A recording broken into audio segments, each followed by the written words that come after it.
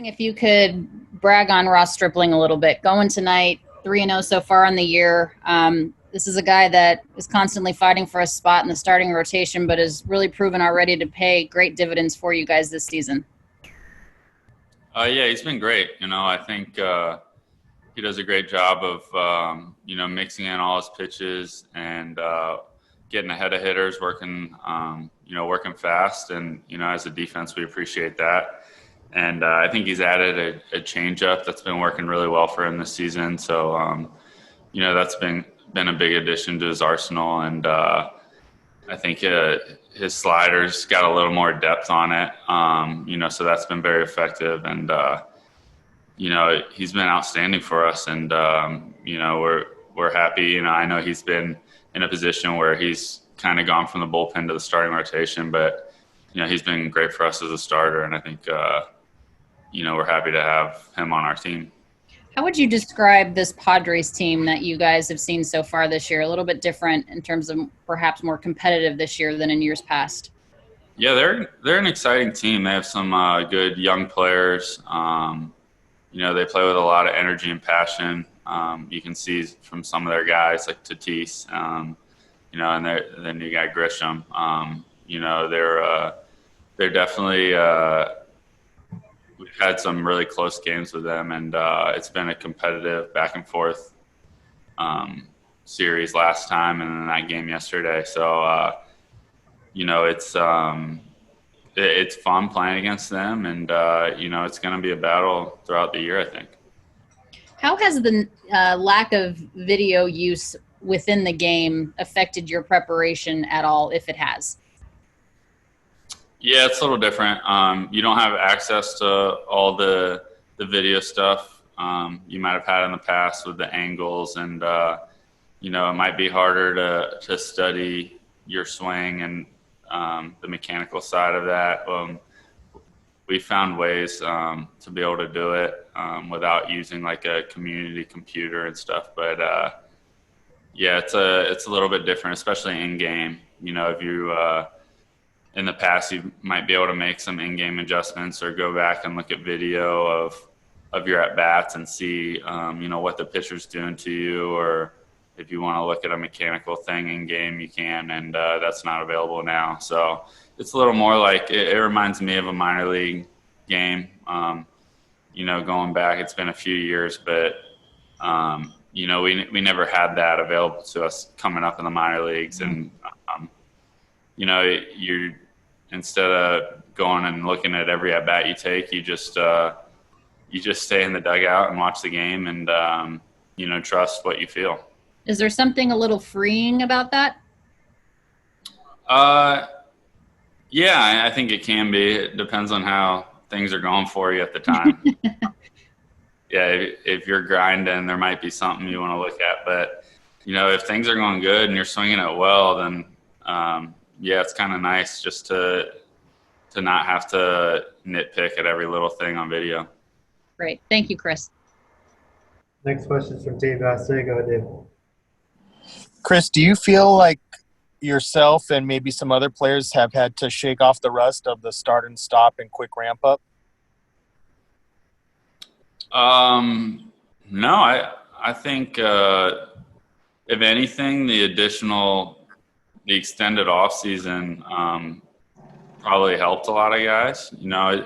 It allowed us to get some more strength and conditioning in, and I felt as good as I had before this season as I have in any season, and especially going through. I thought summer camp was very competitive, and we had some good inter squad games. All the pitchers looked pretty good, and built up. So everything's been pretty standard, I think. From the hitting side, I don't know if you've seen this, but around the league, batting averages are the lowest they've been since 1968. Just curious if you feel like the hitters started out a little bit behind the pitchers in all this.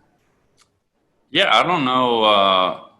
Honestly, I don't have a guess at why that is. I did see that. It was surprising to me. I thought maybe the lack of fans and the lack of adrenaline might be an advantage to the hitters over the pitchers. But yeah, I'm not sure.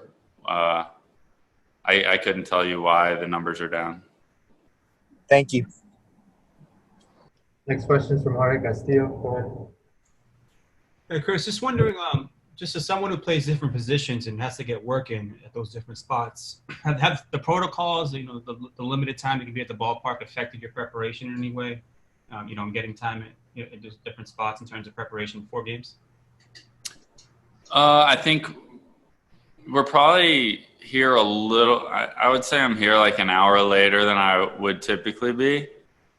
So you might just have to be a little more efficient with your work when you get here. Not as much hanging out and, not as much downtime. But overall, I feel like we have enough time to get everything we need to get in to prepare for the game that day. And, some of those days where, you might not be feeling good and you might want to come in earlier and, get an extra hour or two individual work in the cage or something. That's not available now. So that's the only thing I can think of where, you might not be able to get those long extended, sessions in like one-on-one that you would be in a past season. But, for the most part, I think we've been pretty efficient with our preparation, and I think everybody feels prepared for the game. And offensively as a team, is there such a thing as being too home run reliant, you think?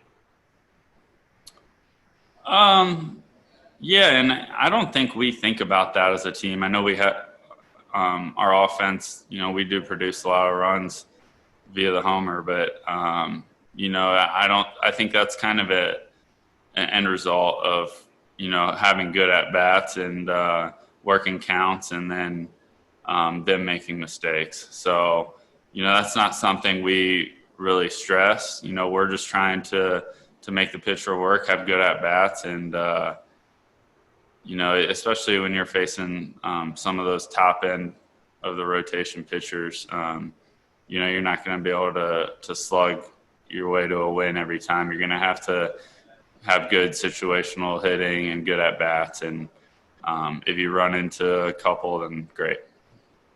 Thank you.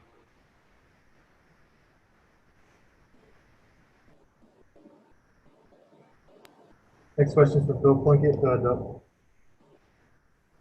Hey, Chris, if we went back 4 or 5 years ago and told you that your major league future was going to be as a super utility guy, how would you have reacted at the time?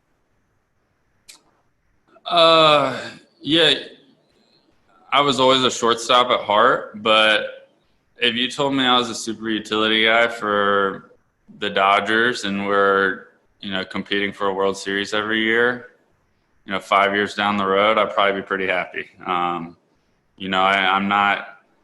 definitely, I think everything's happened in my career for a reason that's led me to here. And, that I consider this place to be a home, and, I've definitely embraced that role now. How long did it take you to make that mental adjustment? 17 was kind of my breakout year, and I think, I had to accept that if I wanted to be an everyday player, I knew I was going to have to play all over the field. We had guys like, obviously, Corey Seager at shortstop, and, we had everyday players at position. So in order to get in the lineup, I had to accept that role. Thanks. Question from Rowan Kavner. Go ahead, Rowan. Hey, Chris, this is kind of more abstract, but kind of along those lines. Do you feel like when you're comfortable in the field or playing somewhere that you're comfortable in the field, that can translate offensively as well? Or do you think the two aren't connected? I think it can. I try to separate them. I think recently I haven't been swinging it quite as well as I want to, but, I try to build off of I've been playing good defensively. So, that it's two different sides of the ball. But, I think just the level of anxiety that comes with struggling on one side, and, we're humans. It can affect us on the other side as well, but we have to do our best to kind of separate the two and be where you're at the time.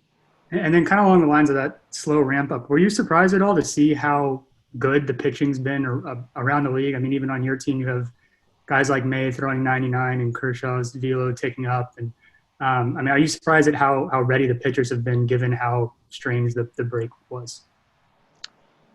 For our guys, no, I'm not. I mean, we saw it firsthand in those inter-squad games, and